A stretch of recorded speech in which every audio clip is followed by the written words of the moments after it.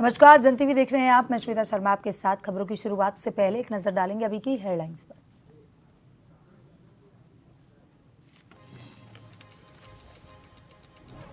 देहरादून में गोरखा दशे दीपावली सांस्कृतिक महोत्सव, मुख्यमंत्री पुष्कर सिंह धामी ने की शिरकत। बोले, गोरखा समाज का इतिहास अदम्य वीरता का प्रतीक। 21 अक्टूबर को कांग्रेस करेगी नैनीताल कमिश्नरी का घेराव। नेता प्रतिपक्ष यशपाल आर्य ने उठाए सवाल, कहा अतिक्रमण के नाम पर गरीबों को हटा रही सरकार। रुड़की में ड्रग विभाग की कार्रवाई, 5 मेडिकल स्टोर को किया सीज। प्रतिबंधित दवाओं का जखीरा बरामद, संचालक मौके से फरार।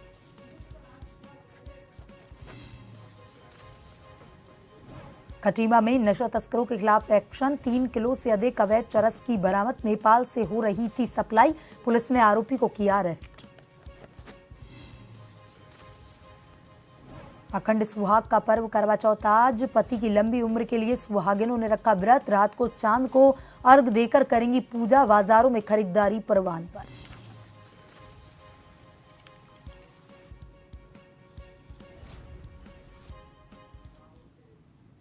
और अब खबरें विस्तार से।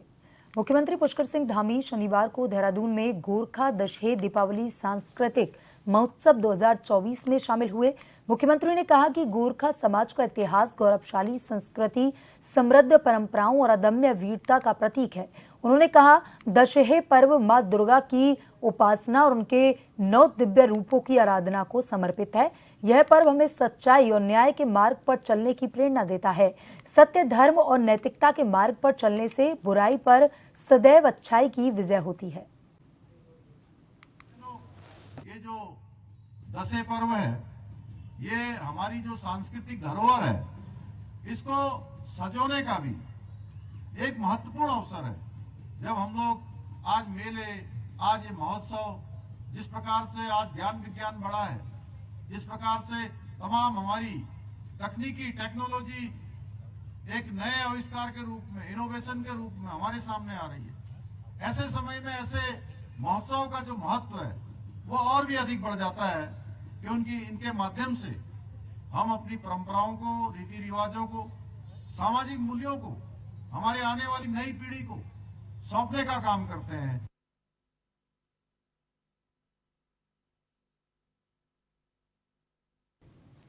हल्द्वानी में नेता प्रतिपक्ष यशपाल आर्य ने कहा कि राज्य सरकार द्वारा अतिक्रमण के नाम पर गरीबों को हटाया जा रहा है। जनहित के दर्जनों मामलों को लेकर कांग्रेस 21 अक्टूबर को नैनीताल कमिश्नरी का घेराव करेगी। यशपाल आर्य ने कहा कि वर्तमान में भ्रष्टाचार चरम पर है। खनन में हैदराबाद की कंपनी वसूली कर रही है। स्मार्ट मीटर अडानी के नाम पर दिए जाएंगे। उन्होंने कहा कि उत्तराखंड को बेचने के लिए सरकार पूरी तरह तैयार है, लेकिन कांग्रेस सरकार के जन विरोधी नीतियों के खिलाफ जमकर विरोध करने को तैयार है। रुद्रपुर, हल्द्वानी के बाद अब 21 अक्टूबर को नैनीताल कमिश्नरी का घेराव किया जाएगा।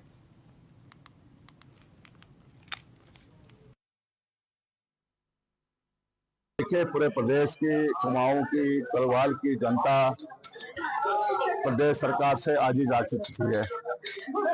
सरकार से जन विरोधी नीतियों से त्रस्त हो चुकी है और एक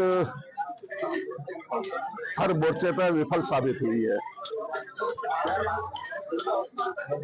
यहाँ भ्रष्टाचार ने अपनी गहरी पैठ जमा चुकी है। डर भय का माहौल है यहाँ पर और भ्रष्टाचार ने सारी सीमाएं लांघ दी हैं। यहाँ के जल, जंगल, जमीन को बेचने का काम सरकार लगातार करती रही है। कुमाऊं मंडल की जितनी विधानसभाएं हैं, सबके सारे विषय जो हैं, पूरे प्रदेश के जो विषय हैं, इनको लेकर लगातार कांग्रेस पार्टी सड़क से सदन तक आवाज बन के उठ रही है। आपने रुद्रपुर में ऐतिहासिक प्रदर्शन देखा, उसके बाद हल्द्वानी में उससे भी ऐतिहासिक प्रदर्शन देखा। नैनीताल सारे रिकॉर्ड तोड़ देगा। हम लोगों ने और सारे कार्यकर्ताओं ने ऐसा संकल्प लिया है, हमने इतनी मेहनत करी है और ये जनता के दर्द की आवाज है। हम भ्रष्टाचारियों की बात करें, हम ये बोले कि सारी निजी जो हमारी संपदा है, आर्थिक संपदा, हमारे उत्तराखंड का जल, जंगल, जमीन, ये सब निजी हाथों में आपने बेच दिया है। और उसके बाद अभी मैंने सुना है कि मंडी के जितने भी कांटे उत्तराखंड के, इनका भी उसी कंपनी के साथ करार हो चुका है। सारे जो रोजगार की प्रणाली है, सब आउटसोर्सिंग के माध्यम से निजी हाथों में बेच दी। हल्द्वानी नगर निगम ने निगम का राजस्व बढ़ाने और टैक्स जमा करने में आने वाली दिक्कतों को दूर करने के लिए बैंक ऑफ बड़ौदा के साथ MOU किया है। नई व्यवस्था को लागू किया है। मुख्य नगर आयुक्त विशाल मिश्रा ने बताया कि नगर निगम में टैक्स जमा करने के दौरान जिन परेशानियों से होकर गुजरना पड़ता था, अब वह सारी दूर हो जाएंगी, क्योंकि उनके द्वारा बैंक ऑफ बड़ौदा में MOU किया गया है।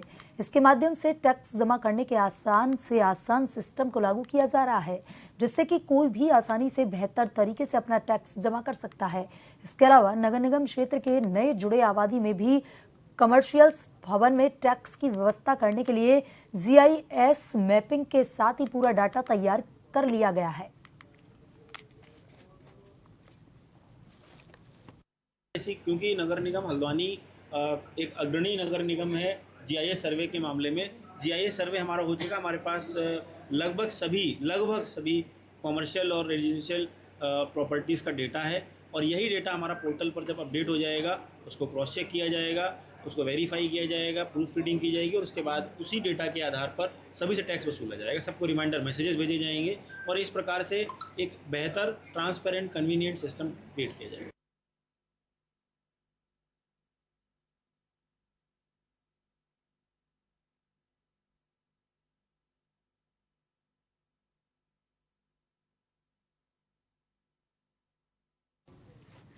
हरिद्वार जिलाधिकारी के दिशा निर्देशों के बाद ड्रग विभाग की टीम ने लगातार कार्रवाई की है, जिसके बाद उन्होंने सबसे पहले चुडियाला स्थित भगवानपुर थाना क्षेत्र में कार्रवाई की, जिसमें 5 मेडिकल स्टोर पर तालेबंदी की कार्रवाई की गई। वहीं रुड़की के मंगलोर कोतवाली क्षेत्र में भी पुलिस के साथ मिलकर ड्रग विभाग की टीम ने एक आलम नामक मेडिकल स्टोर पर कार्रवाई की, जिसके ऊपरी मकान के हिस्से में भारी मात्रा में प्रतिबंधित दवाइयां पाई गई। हालांकि नारकोटिक्स यहां पर भारी मात्रा में पाई गई है, जिस पर पुलिस और ड्रग विभाग की तरफ से मेडिकल संचालक के खिलाफ मुकदमे की तैयारी की जा रही है। वहीं मेडिकल स्टोर संचालक मौका पाकर फरार हो गया और मौके पर 2 लड़के स्टाफ के रूप में पाए गए, जिनसे तमाम जानकारी जुटाई गई। पर मेरे द्वारा मंगलौर क्षेत्र का और चुड़ियावाला और उसके अलावा जो है तेजूपुर में विजिट किया गया, और तत्पश्चात जब मंगलौर में जो है यहाँ की टीम है, पुलिस टीम और SHO अरुण कुमार जी यहाँ पर हैं, और उनके साथ यहाँ पर छापेमारी की गई है। हालांकि बहुत सारी दुकानें बंद हो चुकी है, और एक मेडिकल स्टोर है नीचे, आलम मेडिकल स्टोर, जिस पर कि मेडिकल स्टोर पे 2 बच्चे संचालन करते हुए पाए गए। और मेरे द्वारा जब घर का पूरा जो शिकायत हमें मिली थी, उसके आधार पर घर का निरीक्षण किया गया, तो इनके 3rd फ्लोर पर एक कमरा था, जहाँ पर जो हमारे द्वारा खुलाया, और वहाँ से जो है भारी मात्रा में नार्कोटिक दवाइयाँ मिली हैं, जो कि इंजेक्शन भी हैं, टैबलेट भी हैं, और वो जो दवाइयाँ सारी हैं वो डॉक्टर के प्रिस्क्रिप्शन पे ही दी जा सकती हैं। खबर उद्यम सिंह नगर के सीमांत खटीमा कोतवाली के अंतर्गत, जहां वरिष्ठ पुलिस अधीक्षक उद्यम सिंह नगर मणिकांत मिश्रा के निर्देश अनुसार जनपद में अवैध नशा तथा अवैध मादक पदार्थों की रोकथाम के लिए चलाई जा रही अभियान के क्रम में पुलिस अधीक्षक रुद्रपुर व पुलिस क्षेत्र अधिकारी खटीमा के पर्यवेक्षण में अभियुक्त शान मोहम्मद को 3 किलो से अधिक अवैध चरस के साथ गिरफ्तार किया गया है। अभियुक्त के विरुद्ध कोतवाली खटीमा में मुकदमा पंजीकृत किया गया है। पूछताछ में आरोपी ने बताया कि वह चरस नेपाल से कम दामों में खरीदकर खटीमा के आसपास क्षेत्रों में ऊंचे दामों में बेचने के लिए लाया था। अभियुक्त इससे पूर्व भी कई बार NDPS एक्ट के अंतर्गत जेल में जा चुका है।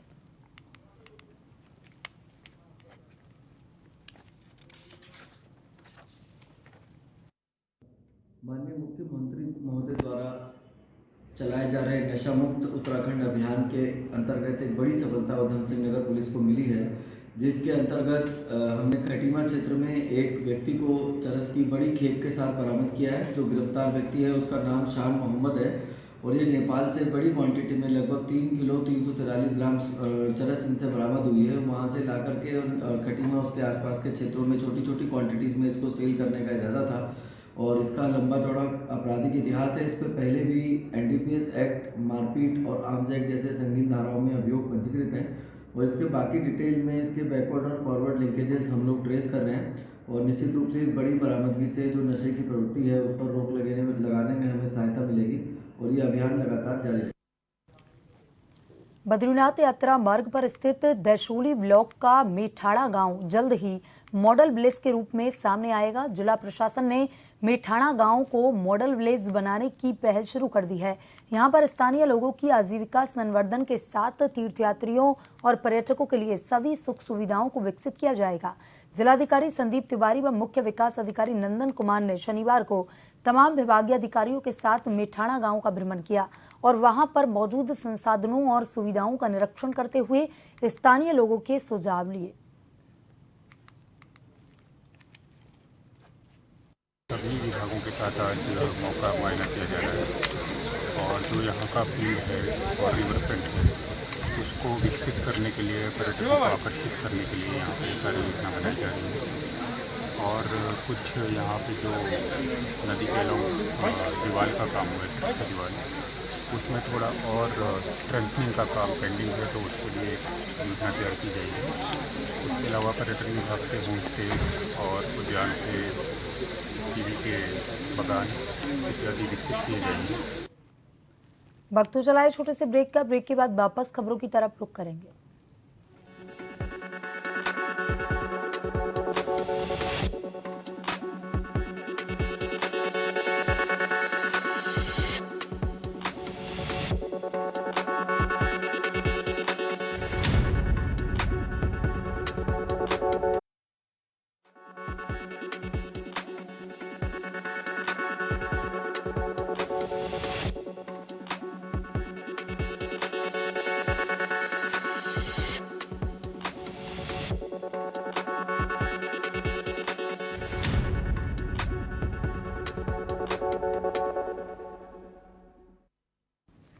ब्रेक के बाद एक बार फिर से आपका स्वागत है। ये बढ़ते हैं खबरों की तरफ। उत्तराखंड के नैनीताल की मशहूर नैनी झील की गहराई कम हो गई है, जो पर्यावरण के लिए खतरनाक है।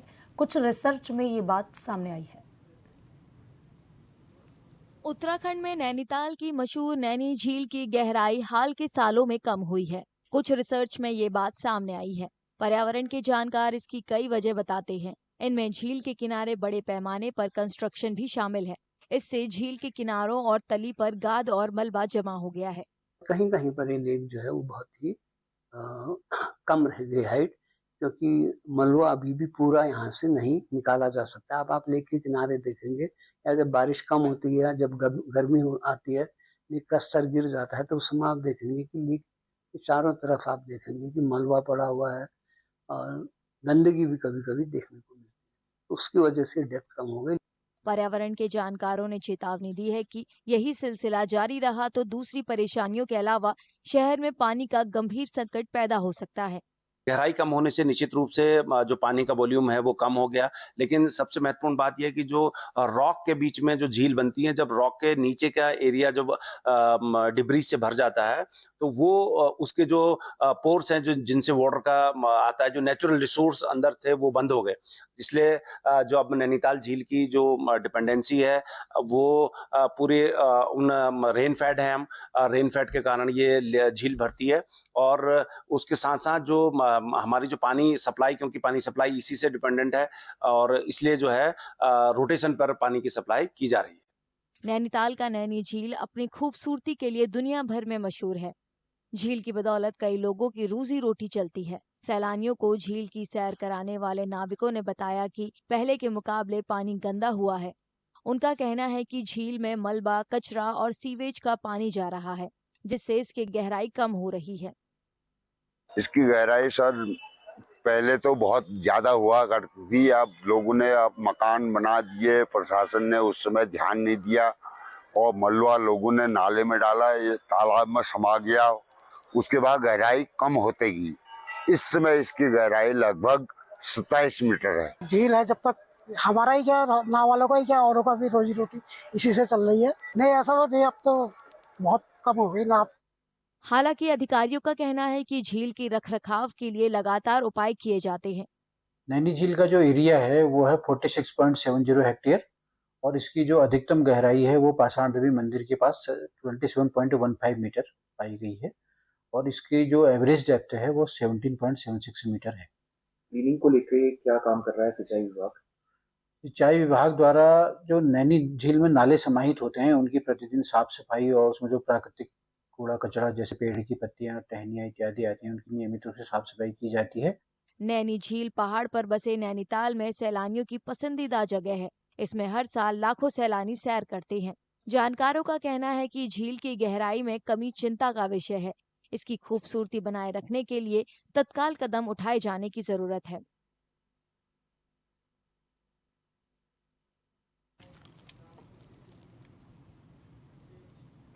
शनिवार की सुबह रामनगर विकास खंड के अंतर्गत ग्राम चंद्रनगर नंबर 1 मालधन चौड़ में रहने वाली एक युवती ने अज्ञात कारणों के चलते अपने घर में पंखे में फांसी लगा करके आत्महत्या कर ली। घटना के बाद जहां एक परिजनों में कोहराम मचा हुआ है, तो वहीं परिजन ने सूचना पुलिस को दी। पुलिस भी मामले की जांच में जुट गई। घटना के संबंध में जानकारी देते हुए कोतवाल अरुण कुमार सैनी ने बताया कि एक 18 वर्षीय युवती ने घर में पंखे से लटक करके आत्महत्या कर ली।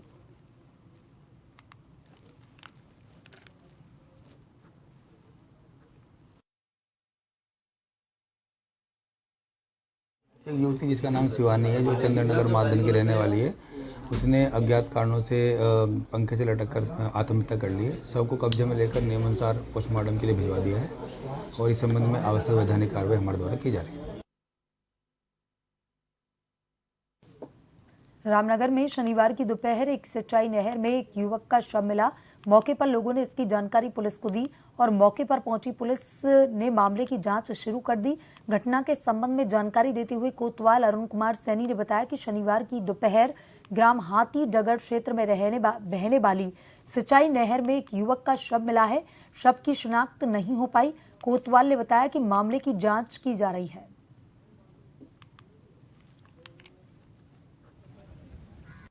देखिए, हाथी डगर नहर में एक युवक का शव बरामद हुआ है।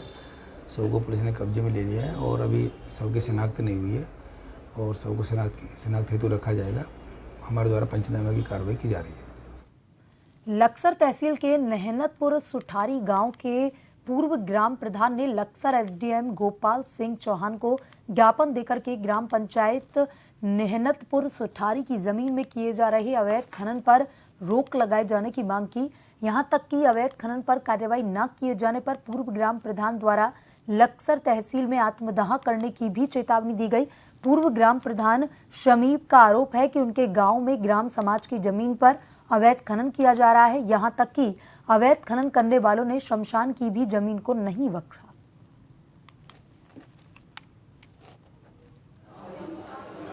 हमारी ग्राम पंचायत पड़ती है नेहनपुर सुठारी। मैं 3 बार लगातार प्रधान रहा हूँ।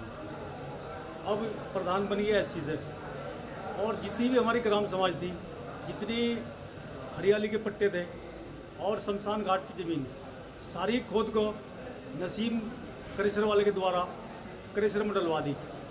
इतना मिली भगत हो रहा। प्रशासन को फ़ोन करें, शिकायत करें, कोई मौके भी नहीं आता। जो उड़न दस्ता उनको फ़ोन करें, दिन में वो फ़ोन उठाओ, रात को उठाते नहीं 12 बजे के बाद। तो बहुत ज़्यादा अन्याय हो रहा। बहुत प्रदेश में जंगली जानवरों के हमले कम होने का नाम नहीं ले रहे। लगातार जानवर लोगों को अपना शिकार बना रहे हैं। आए दिन इन हमलों में लोग अपनी जान गंवा रहे हैं। जहां गुरुवार को गुलदार के हमले में 2 बच्चों की मौत हो गई, वहीं शुक्रवार को शाम गुलदार ने एक और बच्चे पर हमला किया। हालांकि ग्रामीणों ने मामले का तत्काल संज्ञान लेने के लिए वन विभाग को धन्यवाद दिया है। वहीं गुलदार के हमले से गांव में दहशत बनी हुई है। लोग अपने छोटे बच्चों पर कड़ी नजर रखे हुए हैं।